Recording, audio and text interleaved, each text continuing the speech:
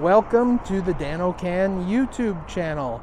And as you can tell from the sign here, we are in Glacier National Park. And this monument here marks the top or the summit of the Rogers Pass. So as it says here on the sign, this memorial commemorates the ceremonial opening of the Trans-Canada Highway. And on this side, it talks about the surveying of the Rogers Pass. And I know I've probably mentioned it on the channel before, but somebody I did a geology class with back in the early 90s was actually a descendant of Major Rogers, who discovered the pass. So that was a neat connection.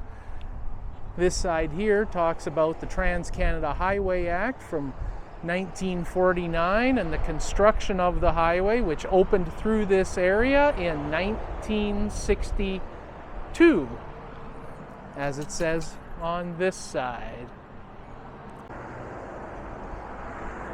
So it's kind of funny, we've stopped a little bit further down the road multiple times in the past, but never have actually pulled in to this monument.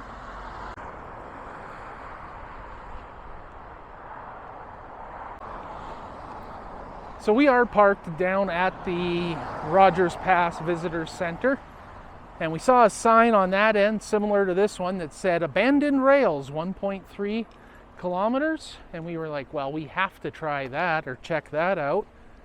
And here's a sign explaining about how this pathway that we're about to walk follows the original rail bed of the 1885 CPR, Canada's Transcontinental Railroad.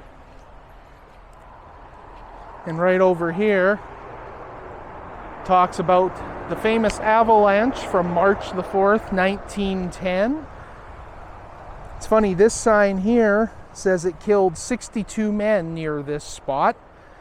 The page on the Parks Canada site that I quickly managed to Google up while walking the trail listed that death count at 59. So I don't know, 59, 62.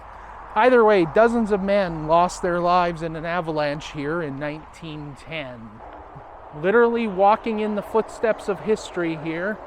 The original 1885 alignment of the Trans-Canadian Railway built by the Canadian Pacific. Lots of history's taken place on this very ground.